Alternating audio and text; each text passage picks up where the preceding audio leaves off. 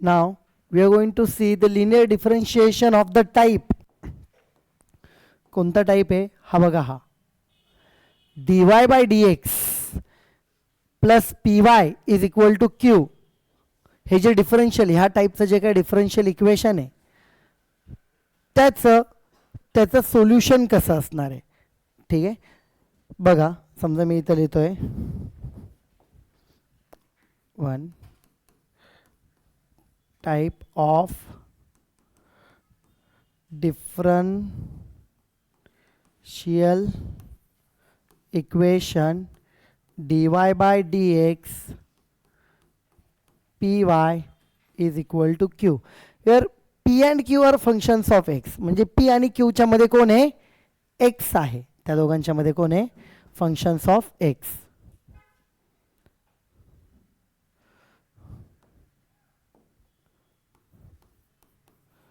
Solution is, त्याचं solution बघा काय,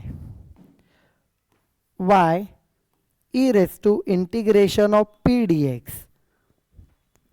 y हा y घेतला, e raised to integration of p dx is equal to complete integration, उरला कोण इकडे q, ही term as it is e raised to integration of p dx.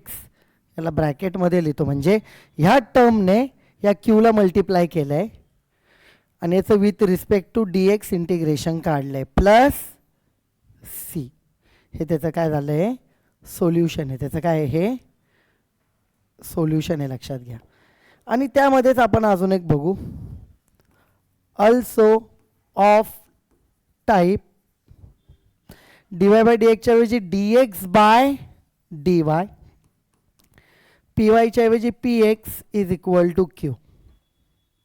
उलट केलं सगळं, dy बाय dx च्या ऐवजी याला उलट केलं, dx बाय dy. y च्या जागेवर कोण आला, x. इथं p आणि q फंक्शन्स ऑफ x होते, आता इथं p आणि q काय असतील, फंक्शन ऑफ y असतील. हे लक्षात घ्या. ठीक आहे, सोल्युशन इज, याचं सोल्युशन कसं राहील, इकडे जी मेथड यूज केली होती तीच बघा. y, आता y च्या ऐवजी इथं कोण आहे, x घ्यायचा, इंटिग्रेशन ऑफ म्हणजे e raise to integration of p तसाच dx आहे, तर इकडे पण उलट होणार, dx च्या ऐवजी काय होणार, मोठा इंटिग्रेशन q इंटू ही term as it is e raise to integration p dy complete. ठीक आहे, याचं विथ रिस्पेक्ट टू इकडे dx होतं, तर इथं काय असेल, dy plus c. Maximum time तुम्हाला हाच लागतो, बट हा जमला की हा लिहिता येतो, एवढं काही नाही. त्याच्या उलटच लिहायचं आहे सगळं आपल्याला, असं काही खास वेगळं काही करायची गरज नाही. यात काय अडचण आहे तुम्हाला, मला असं वाटतं काय अडचण नाही याच्यात, असायला नाही पाहिजे असं. ठीक आहे, आता याच्यानंतर बघा, यानंतर मी काय म्हणतोय बघा, लक्षात द्या सगळ्यांनी. हे झाल्यावरती याच्यावरचं आपण एक्झाम्पल बघूया. Solve the following differential equation. ठीक आहे, आणि हा जो ही जी टर्म आहे ना, इथं लिहून ठेवतो, तुम्हाला सांगून ठेवतो, where e raise to integration of p dx is called integrating factor. त्याला काय लिहितो आपण, इंटिग्रेटिंग फॅक्टर. शॉर्टली त्याला काय लिहितो, therefore e is equal to integration of p dx is equal to if. म्हणजे याच्या जागेवर जे आपण इक्वेशन लिहिलेलं आहे, इथे तुम्ही काय लिहू शकतात, if लिहू शकतात. ठीक आहे, ओके. आता त्याच्यानंतर आपण बघूया, हे मी सॉल्व करायला स्टार्ट करतो. लक्ष द्या, याच्यामध्ये बघा दिलेला क्वेश्चन, त्याच्यामध्ये solve the following differential equation. सरळ सरळ तुम्हाला dy by dx plus py is equal to q, ज्याच्यामध्ये p ची व्हॅल्यू 1 आहे आणि q ची value e raise to minus x आहे. तर आपण तो पार्ट तिथं लिहूया आणि आन्सर काय आहे ते बघूया. लिहायला स्टार्ट करू आपण. Given dy by dx plus y is equal to e raise to minus x. आपल्या फॉर्ममध्ये दिसतंय dy bye D x plus p y is equal to q. पहिला म्हणायचं कम्पेअरिंग विथ कोणासोबत कम्पेअर करतो आपण, dy bye D x plus p y is equal to q. याच्यावरून आपल्याला काय लिहिता येईल, therefore p is equal to 1 and q is equal to e raised to minus x. p1 q ची value ही आली, यात काय अडचण आहे तुम्हाला. त्याच्यानंतर बघा therefore if काढूनच घेऊ, इंटिग्रेटिंग फॅक्टर काय आहे, e raised to integration of p dx which is equal to, ठीक आहे इथे which is equal to e raised to integration of p किती आहे 1 dx which is equal to e raise to integration of x काय dx काय e raise to x येणार, म्हणजे एक्सच इथं फक्त. ठीक आहे. नाव solution of given differential equation is, दिलेलं जे काय आपल्याला डिफरन्शियल इक्वेशन आहे त्याचं सोल्युशन काय असणार आहे. बघा सोल्युशन काय लिहितो आपण, y into e raise to, म्हणजे ही जी टर्म होती ती ज्याला आय एफ म्हणतो, which is equal to integration Q into I F, जी इथली टर्म होती ती. ठीक आहे. प्लस सी, आणि याला विथ रिस्पेक्ट टू ऑब्विसली काय dx म्हणूया. ठीक आहे. Okay. So this is the term. आता इथे एक एक टर्म टाकूया. बघा therefore y into I F हा ई रेस टू एक्स आहे, integration q e raise to minus x q होता, आणि इथं आय एफ परत ई रेस टू एक्स, याला with respect to d x plus c y e raise to x is equal to e raise to, बघा base same इंडेक्सची addition -1 + 1 sorry -x + x cancel, integration e raise to 0 dx plus C which is equal to integration of dx plus C which is equal to x plus C. Left side तशीच आहे. This is what required solution. Okay, this is the answer. एवढंच आहे, बाकी काही नाही, असं नवीन काही खास करायचं नाही. आलं लक्षात. नेक्स्ट पॉईंट आपण इथं बघूया. हे तर मगाच्या याच्यातच ॲड करून घ्या ते. ठीक आहे. आता सेकंड एक्झाम्पल. तर सेकंड एक्झाम्पलमध्ये काय काय दिलं आहे बघा तुम्ही एकदा क्वेश्चनकडे. X sine x dy bye D x plus x cos x plus sine x y is equal to sine x. मग आता याच्यामध्ये फक्त जर आपल्याला जर आपली टर्म पाहिजे असेल तर त्या टर्मप्रमाणे जर बघायला गेलो तर काय काय टर्म्स येतील एकदा आपण जरा थोडंसं चेक करू, आणि तसंच मग पुढे लिहायला स्टार्ट करू. जसं पाहिजे इथे थोडं एक प्रिंटिंग मिस्टेक आहे. इथे आपण याला एक्स म्हणूया, साइन एक्स आहे इथे. हां, okay. Now we are moving towards the given problem. इथं लिहितो given x sine x dy bye D x plus x cos x plus sine y ही एक टर्म आहे is equal to sine x.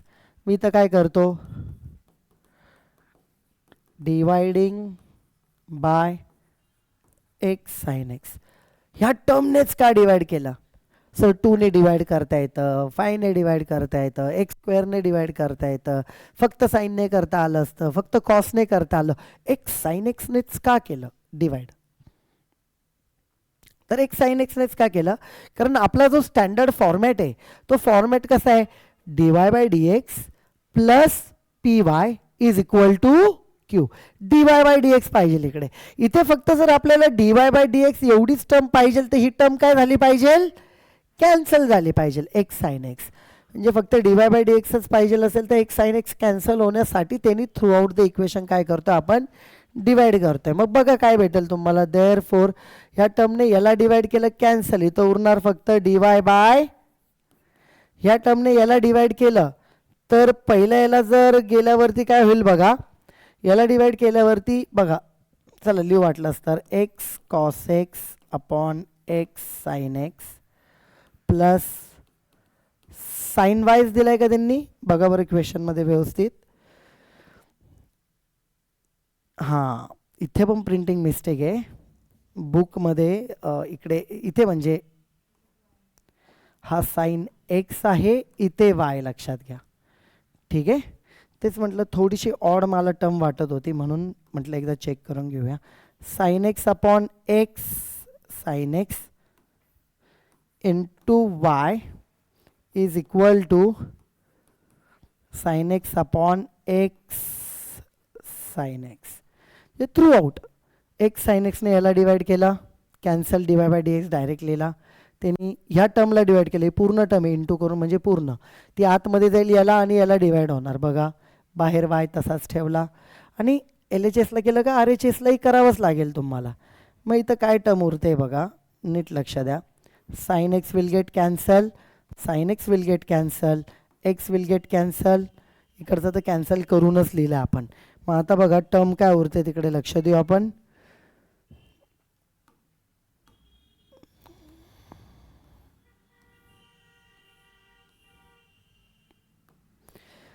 Therefore dy by dx plus cos by sin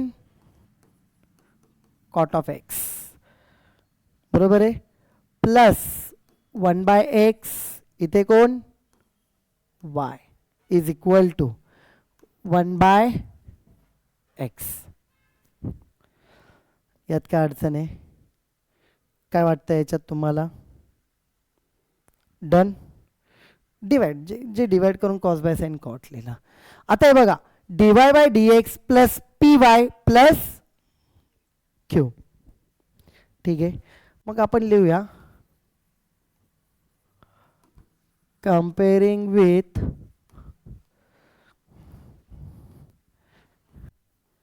dy by dx plus p y is equal to q. Therefore p is equal to cot of x plus 1 by x, q is equal to 1 by x. ठीक आहे, solution आपल्याला माहिती काय असतं, y into I F integrating factor is equal to integration of q into integrating factor with respect to d x, त्याचं integration plus c. मग integrating factor आपल्याला पहिले लिहायचा असतो, मग आपण त्यामुळे इथे पहिले इंटिग्रेटिंग फॅक्टर याचा लिहून घेऊ. काय बघा, नाव इंटिग्रेटिंग फॅक्टर काय असतो, e raise to integration of p d x which is equal to e raise to integration of cot of x plus 1 upon x, याचं with respect to e raise to integration of cot with respect to d x log of sine x plus integration of 1 upon x. Integration of 1 upon x काय असतो सांगा, कोणाचा derivative. Integration आपण काढताना काय लिहितो, तो कोणाचा डेरिव्हेटिव्ह आहे, लॉग एक्सचा डेरिव्हेटिव्ह. इंटिग्रेशनचा integration standard formula integration of 1 upon x will be like this.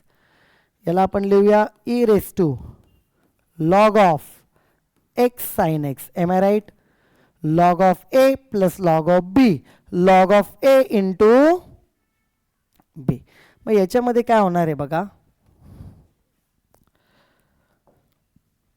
therefore integrating factor is equal to x sin x. काय माहिती का, मी इथं तुम्हाला जरा एक प्रॉपर्टी लिहून देतो. ई रेस टू लिहिण्यापेक्षा इन जनरल लॉगची प्रॉपर्टी लिहून देतो. A raise to log of b to the base a is equal to b. म्हणजे काय, a raise to log a, पण ह्या लॉगच्या बेसला पण एच आहे. समजा मी इथं लिहिलं 10 raise to log to the base 10, हा पूर्ण पार्ट मर्ज होणार आणि हे जे तेच आन्सर राहतं. आता इथं काय आहे, ई रेस टू लॉग, इथं बेसला काही लिहिलं नाही तर मॅथ्समध्ये इथं कोण असतो, ई असतो. मग एवढा पार्ट सगळा मर्ज होतो आणि हेच तुमचं आन्सर म्हणून राहतं एक्स साइन एक्स. कळालं? Okay, so this is the point. Here it is I F. Now thus solution of given differential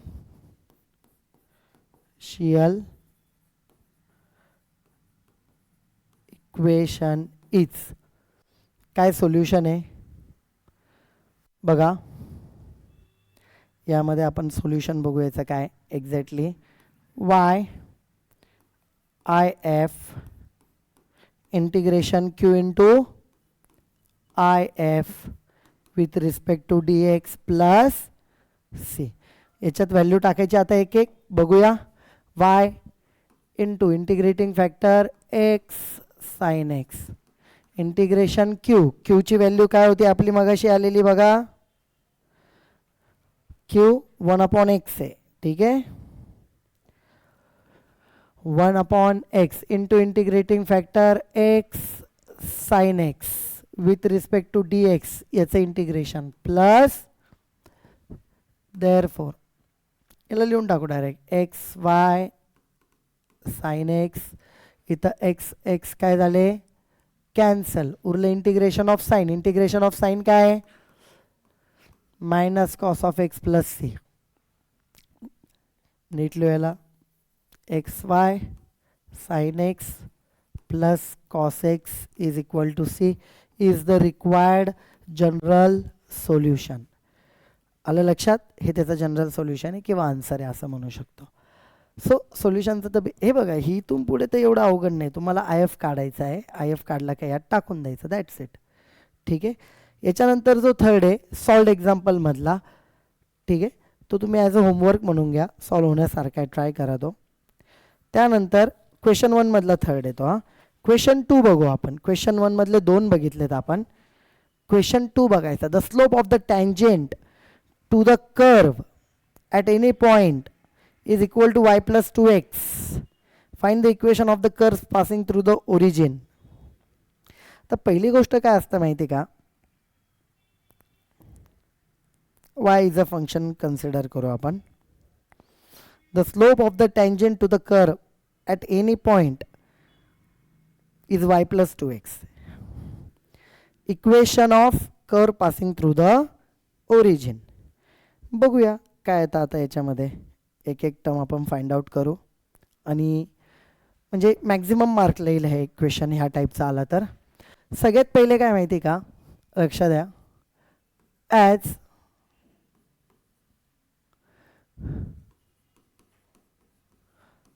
slope of tangent to any curve at given point is dy by dx. dy by, हे बघा काय असतं माहिती का, एक गोष्ट लक्षात घ्या. आपण ज्या वेळेला ॲप्लिकेशन ऑफ डेरिव्हेटिव्ह हा चॅप्टर बघितला, चॅप्टर 2, त्याच्यामध्ये तुम्हाला आठवत असेल, समजा ही कर्व आहे एखादी, आपण असं म्हटलं होतं, या कर्वला समजा हे फंक्शन आहे y is equal to f of x.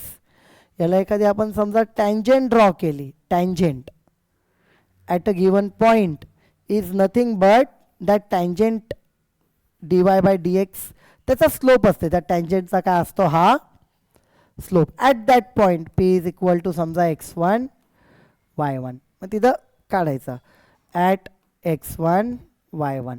असं आपण चॅप्टर 2 मध्ये बघितलेलं आहे ॲप्लिकेशन ऑफ डेरिव्हेटिव्हमध्ये. तर त्याच गोष्टीचा रेफरन्सने हा प्रॉब्लेम सॉल्व होतो आहे. तर याच्यामध्ये काय, स्लोप ऑफ अ टँजेंट, एखादा टँजेंटचा slope for the given curve, एखाद्या कर्वला तो d y by D x असतो. Therefore d y by D x is equal to y plus 2x. का, हा बेसिक फॉर्म्युला. पण त्यांनी तो d y by D x, तो स्लोप ऑफ अ टँजेंट दिला किती आहे, वाय प्लस 2x एवढं दिलेलं आहे. मग याला नीट लिहू आपल्या फॉर्मॅटमध्ये. Therefore dy by dx minus y is equal to 2x. Therefore comparing with, कोणासोबत कंपेअर करतोय आपण, dy by dx plus py is equal to q. This implies that p is equal to -1 and q is equal to 2x. p is equal to -1, q is equal to 2x. Okay, मग आता सगळ्यात पहिले आपण काय काढणार, I F integrating factor आपल्याला काढावं लागतो या टाईपमध्ये. As I F integrating factor e raised to p dx which is equal to e raised to integration of p किती आहे, -1 dx which is equal to e raised to -x. हा कोण आला, इंटिग्रेटिंग फॅक्टर आला, त्याचा integrating काय आला, factor आला. मग याच्यामध्ये आपल्याला काय बघायचं आहे, लक्ष द्या. देअरफॉर इथे एक टर्म बघूया, सोल्युशन इज गिवन ॲज, काय असतं आपलं, y into integrating factor, yes, integration q integrating factor with respect to dx plus c. याची व्हॅल्यू आली e raise to -x. q किती तुमचा, यस, q किती आहे, 2x. 2x ही व्हॅल्यू किती आली, e raise to again with respect to dx plus c.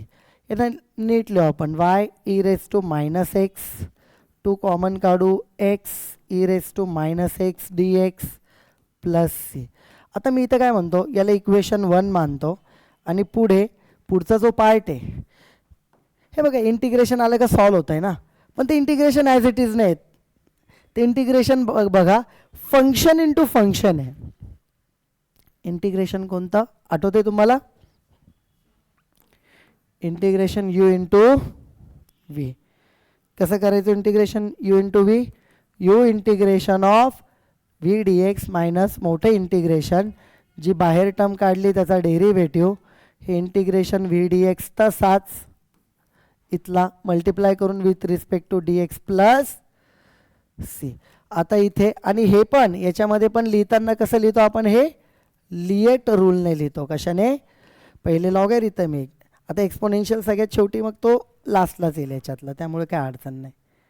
ठीक आहे, मग हा जो फॉर्म्युला आहे तो तुम्हाला यूज करायचा इथे. बघा, कन्सिडर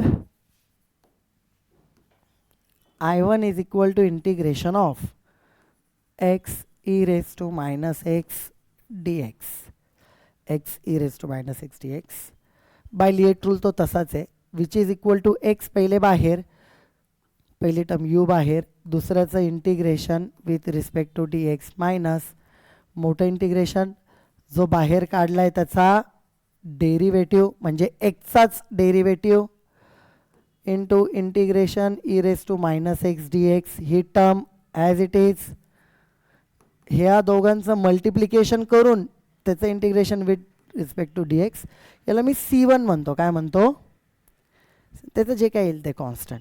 बघा, which is equal to x e raise to -x e raise to -x divide by -1 minus ब्रॅकेटमध्ये हा इंटिग्रेशन, ठीक आहे, इंटिग्रेशन याची व्हॅल्यू 1, हे काय e raise to -x upon -1, याचं integration with respect to dx plus काय आहे c. बघा, which is equal to -x e raise to -x minus minus plus, परत integration of -x dx plus c1 म्हणूया आपण. हे मायनस साईन बाहेर, परत e रेस टू -xच आला. परत याचं बघा, which is equal to -x e raise to -x plus याचं integration e raise to -x upon -1 plus c1. याला मायनस साईन देतो मी इथे. बघा,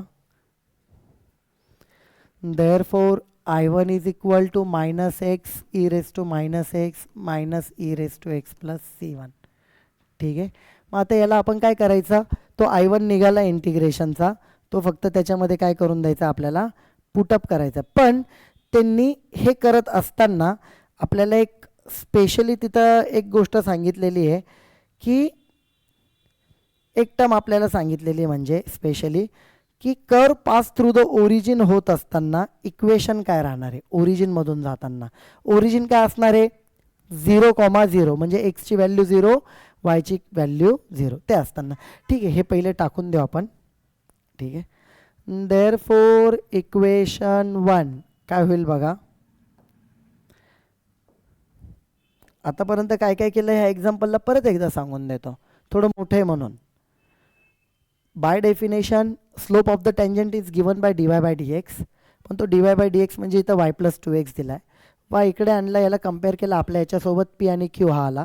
ते आल्यावरती आपण if काढतो e raise to integration of p dx, ती व्हॅल्यू काढली e raise to minus x.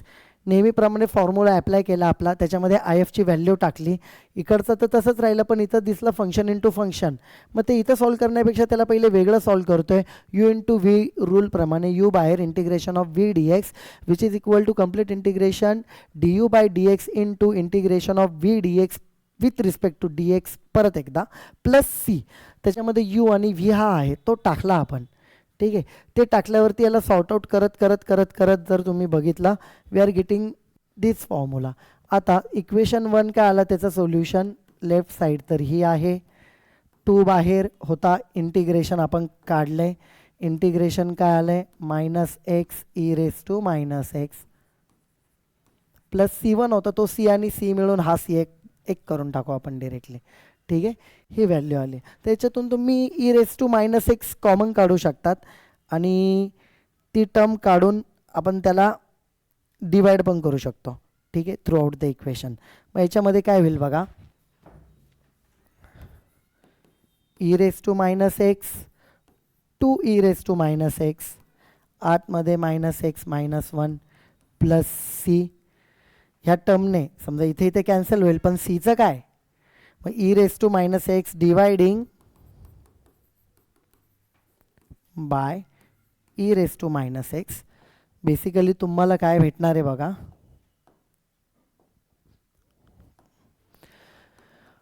y is equal to 2, ही टर्म तर कॅन्सल, आतमध्ये मल्टिप्लाय करू मायनस 2x लिहूया, आतमध्ये मल्टिप्लाय करू मायनस 2 प्लस ह्या टर्मने डिवाइड केलं ना c upon e raise to minus x, ती वर गेली का प्लस होणार c e raise to x होईल. ठीक आहे, ओके. नाव ॲट ओरिजिन त्यांनी स्पेसिफिकली सांगितलं आहे 0,0. देअरफॉर वायची व्हॅल्यू 0 टाकू, minus 2 into 0 plus c e raise to 0. बघा सीची व्हॅल्यू काय येईल, हे 0 0 उरला minus 2 plus c. C is equal to किती आलं 2. देअरफॉर फायनल सोल्युशन पर्टिक्युलर आहे बरं का. पर्टिक्युलर सोल्युशन का म्हणतो याला, कारण पॉईंट दिलाय, सीची व्हॅल्यू काढली आपण.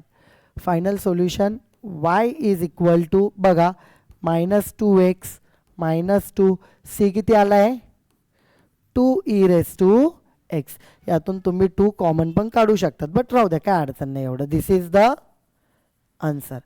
म्हणजे हे काढून सीची व्हॅल्यू काढायची ती परत टाकायची आपण जसं पर्टिक्युलर सोल्युशनला आधी केलेलं आहे. So this is all about कोणता पॉईंट आहे आपला हा चालू लिनियर डिफरन्शियल इक्वेशन. इथून लिहायला स्टार्ट करा. फक्त एवढंच आहे, हे लिहून झाल्यावरती प्रॉब्लेम चालू न करता पहिले ही कुठे गेली, हां पहिल्या स्लाईडला हे जॉईंट करून लिहा IF काय आहे आणि त्यानंतर मग लगेच एक्झाम्पल लिहायला इथून स्टार्ट करा. ओके, चलो स्टार्ट रायटिंग डाऊन.